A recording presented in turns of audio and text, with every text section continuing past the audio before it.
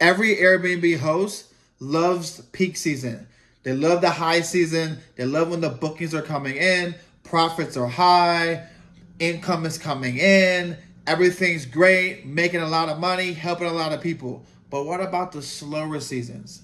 What about when things start to slow down, bookings are less, occupancy rate comes down, the average nightly rate comes down, profit is less? What happens then? Most hosts start to panic and lose all the money that they gain in peak season.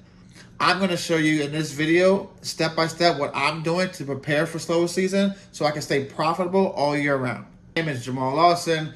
I'm a short-term rental operator. I manage 15 listings today currently, 4 short-term rentals, mostly primarily on Airbnb, VRBO, Booking.com, etc. So this is my exact playbook that I'm going to break down that I use for slower season, how I've been able to stay alive, stay profitable all year round for the last 4 years. Okay, so step by step, I'm going to break down. It's going to mainly consist of, adjusting pricing, adjusting strategies, maybe cutting expenses. So let's dive in.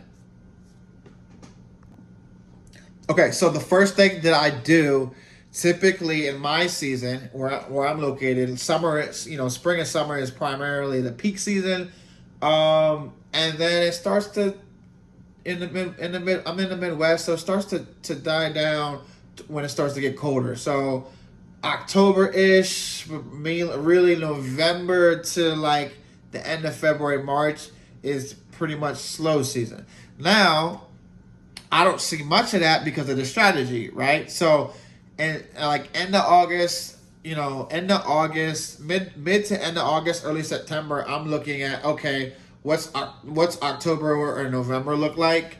What's December look like? So I'm looking to maybe in some of my properties, since I have 15 at the current moment, I'm looking to look for 30 to 60 day stays. Okay, so I'm targeting 30 to 60 day stays in some of my properties. Okay, so because I'd rather take a tenant that's going to stay there for 60 days. One, I can cut down on expenses as far as like the in and out of the short-term rental, the cleaners, etc.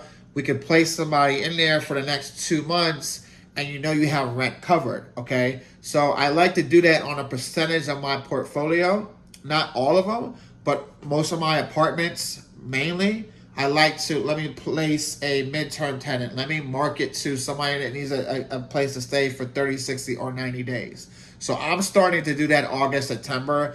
I'm looking for people that are coming into for work, nurses, construction workers, whatever the case might be. I'm looking for that for the winter time or for, November, December, January, etc. So 30 to 60 days, that brings stability to your portfolio. If you only have 1 unit or 2 units, you still can look at this.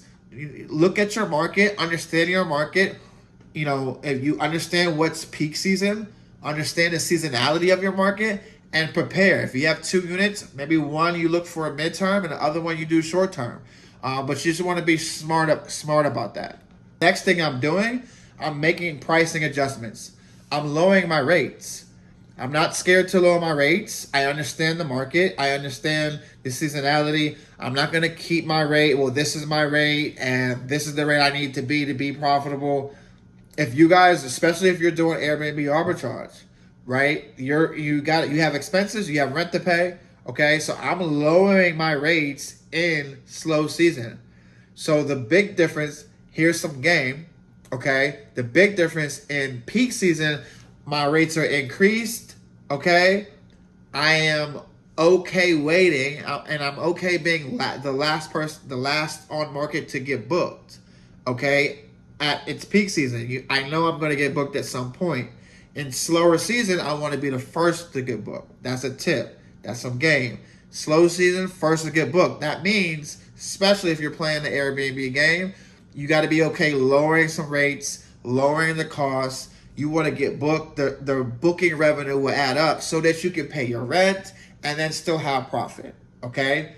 And so for example, if I'm not going to keep my price at $250 a night in slow season, when I'm gonna take the $120. I'm gonna take the $100. I'm gonna take the $150 for sure.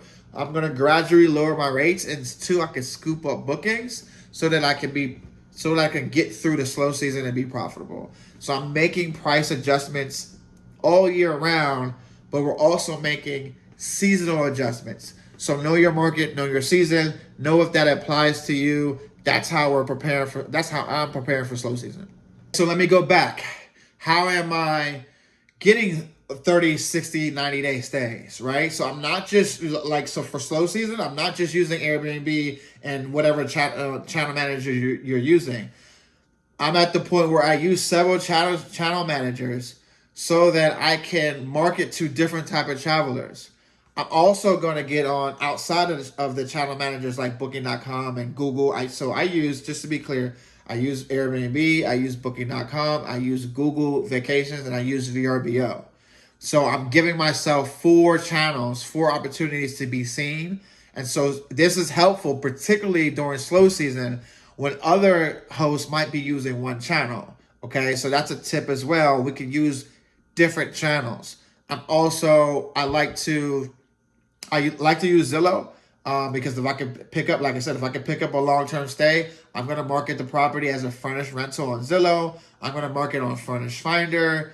I'm going to market on Facebook as well. I'm going to market locally to pick up people that need a place to stay. For example, there might be temporary jobs in your area that those workers are going to be here for the next 3 months, 6 months, right? What if you could pick up somebody for the next 3 to 5 months during your slow season that covered your rent and made you profit? And this is so that you could have stability during the slow season, especially if this is your first slow season and this is your first unit or your second unit. I highly recommend to do the midterm during the winter, okay? So that you can prepare and be ready for peak season, and it gives you some stability for sure. So that's what I do. Again, at 15 listings, I'm not doing on every single unit. I'm confident that we could get through slow season just with the pricing strategies.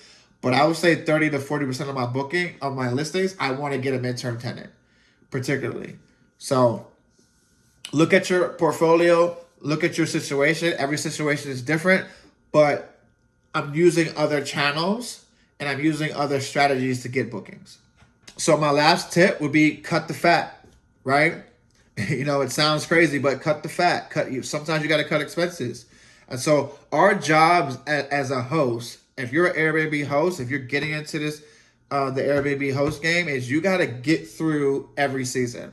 That's how I look at it. I look at it like, let's get through the season. Whatever we need to do to get through the season. So if we got to cut some fat, we have to cut some expenses. If you have if you have some handyman that you might want, need to cut down. If you have a VA that you're using and if you have to do the work during slow season, then you might have to make changes with the VA. You might have your virtual assistant. You might have to, if you're using 3 or 4 cleaners, maybe you cut it down in a slow season to a couple cleaners. I'm not saying cut people I'm not saying to cut people. I'm just saying look at your business. And what expenses can you cut? Can you get better utility prices? Can you get better cable prices? Can you, get better supply prices? Look at what you can cut. So your job is to get through slow season and make profit, at minimum break even, but make profit. That is your job to get through slow season. Hopefully this helps. And hopefully we can implement these steps to get through slow season and get right back into peak season. And if you're in a vacation rental market, you know what I'm talking about. You got the vacation season, and then you got the snowbirds, the 2 to 3 months, 4 months that you got to place somebody in there, and it's not a vacation spot no more. You're placing somebody in there for 3 months, so you know this model works. So you know exactly what I'm talking about. Right? That's how I'm preparing for slow season. Hopefully this is helpful. I'm adjusting pricing. I'm cutting expenses. I'm transitioning to 30 to 60 days in slow season if need to. I'm doing what I can to stay profitable. Hopefully this helps you do the same. If you found this valuable, comment the word Airbnb below. Hit the like button. Subscribe if you want to hear more content like this. Again, my content that I make is to help you get your first 1 to 2 Airbnbs so you can start cash flowing while you have your W-2 and be on your way to making additional income and freedom. So hopefully you guys to take away something from this, and I'll talk to you guys soon.